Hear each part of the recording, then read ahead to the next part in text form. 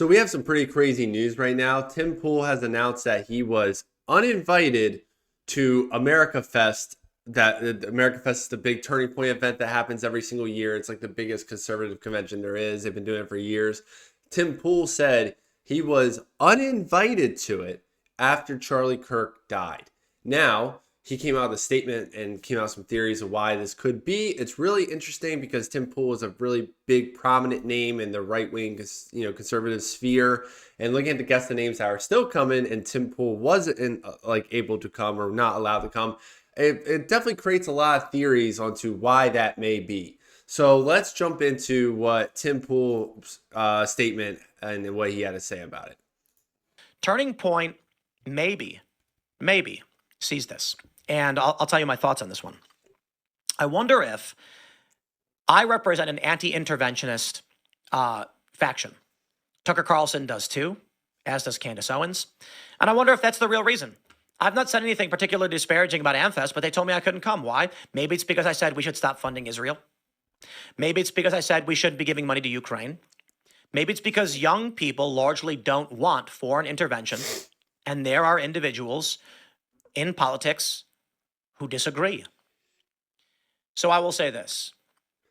I've been given the official reason. I had made hurtful comments. Maybe. I had been told they're full. Hard to do. Perhaps. Tucker Carlson is expected to speak there. Maybe it's just it would be too difficult to cancel him. Candace Owens certainly would not be speaking there.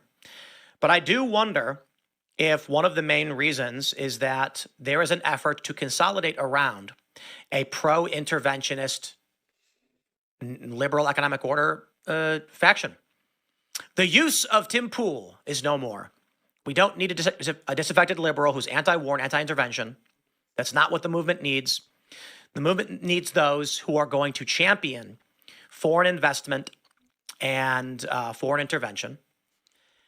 I'm not saying that's definitively why it happened, nor am I trying to cast aspersions, nor impugn the honor of anybody.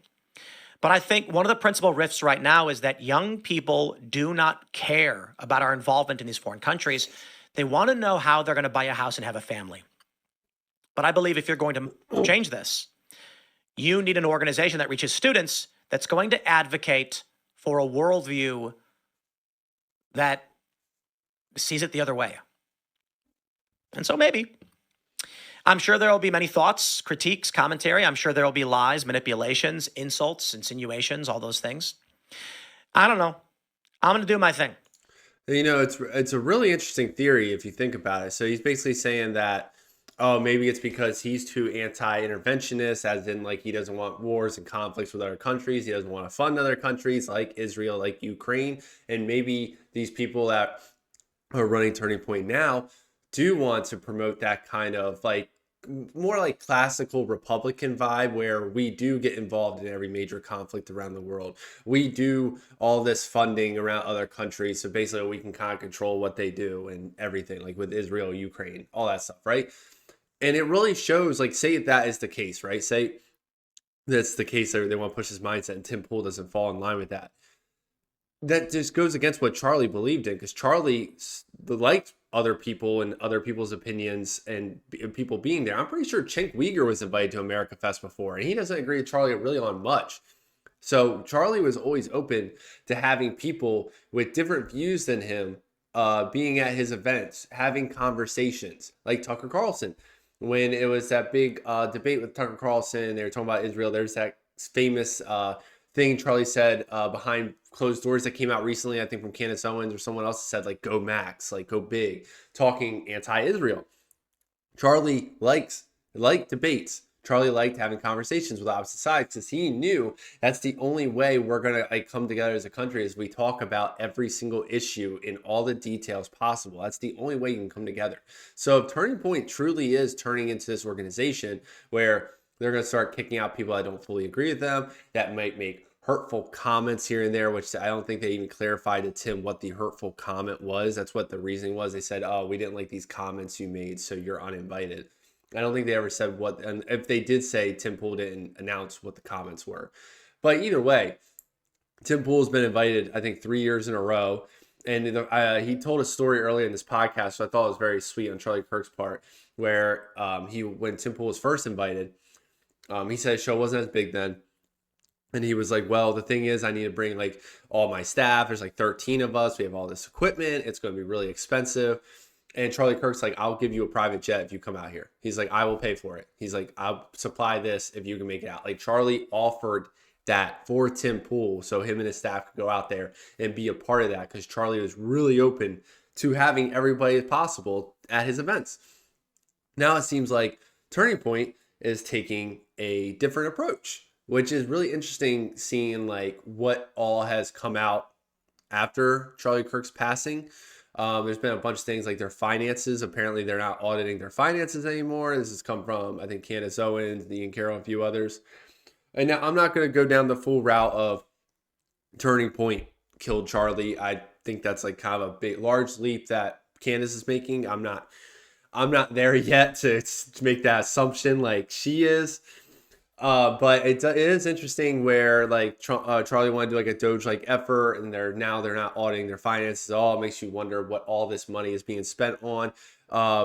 There was that one dude, was a DD, got a podcast, whatever. He brought this guy in that investigated all their finances and the way they were like paying each other and circulating money through like Turning Point to Turning Point Action to Turning Point Faith, and all this stuff is really weird. And it's very shady, and it seems like it's probably only going to get worse, seeing that Charlie wanted all these audits done and now he's gone. So the people that don't care as much about the audits are now running the company. And then there was also a bunch of things that came out. Those leaked texts that Candace came out with that Andrew Colvett confirmed when they were talking about the Jewish donors getting mad about Tucker Carlson being at the event. And it's just like, they are not really for free speech, right? They want people to side with them and be on their side. And these are the people. If Charlie Kirk was the one in charge, he's able to push back at this company. Are these other people like Andrew Colvett and other people running now, are they going to be able to push back as hard and say, this is what I want? Probably not. The donors probably have more control now, because in reality, let's to put the talk about the elephant in the room. Turning Point is going to have a hard time being as successful as they were without Charlie Kirk. It sucks to say, but Charlie Kirk is the face of the company. He was the face of the whole movement. He is gone. You've seen the rise of a few other conservatives now with Charlie's passing. The people that run Turning Point now, Andrew Colvin, all of them, they don't have the same charisma as Charlie. They don't have the same presence as Charlie. I think this year, obviously, they've gotten a little bigger and bigger donations because of all of Charlie's passings. Once that initialness runs off, once that first AmFest passes, I think they're going to start to decline, because it's not the same, and they definitely have to be worried about that. So we'll see. Like, there's definitely a lot going on here. I think there's going to be a huge shift in the company. And I think it's, like Tim Pool said, like clearly if they don't want him there, they're not going to be as open to people with other opinions. And I'll be interested to see if Tucker still shows up, because he said Tucker's like a bigger name. Maybe it's hard to like kind of cancel him. It would be a bigger deal if Tucker didn't show up. That'd be interesting to see if they don't invite him, because that really shows that they're not open to other people's opinions. And it just shows like the movement that the company is making. And you're not going to uphold this anti-conversation, pro-funding foreign countries movement, classical Republican in today's society. That doesn't work anymore. The America First movement is rising faster than ever before. A lot of people with America First are America only.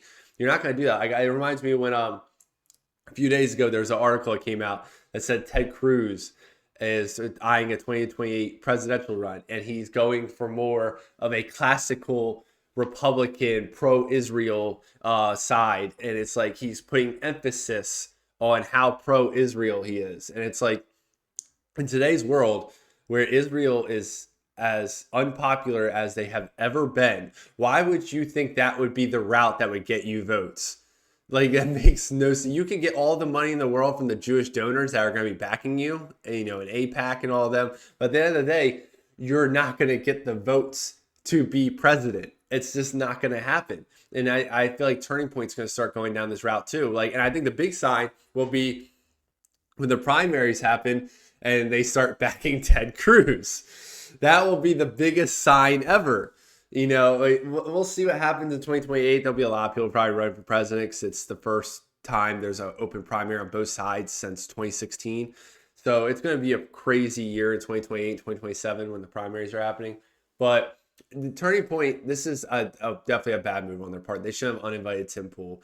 If they wanted to like have a conversation about maybe funding or something, maybe Tim Pool like funds more of it, the travel. I don't know how the funding worked back and forth, but I think that's a slippery slope. Once you start uninviting people that don't fully align with your movement, that's when you start to become more cult-like. Everyone needs to think exactly the same as me no matter what, and that's not what Charlie wanted. And if they keep going down this road of doing stuff that Charlie wouldn't have wanted, it's really sad. Well, we'll see. And what another thing too, you guys should look out for, and I'm gonna be looking out for this too, is when they do their on the DD God podcast, the guy that was investigating all their tax forms and stuff showed like all their salaries, and they made some massive salaries, like including Charlie Kirk. So it'd be interesting to see if they like gave themselves raises or maybe circulated money in such a weird way. We won't find out till next year after they do their tax filings, but that will be interesting. But let me know what you guys think about Tim Pool being uninvited to America Fest. If you think it's like a bigger deal and it shows a true change in Turning Point, or if you think it's just like whatever, like who cares about Tim Pool? If you think this is like a nothing burger, let me know in the comments what you think. Like, subscribe, comment down below, and I'll catch you next time.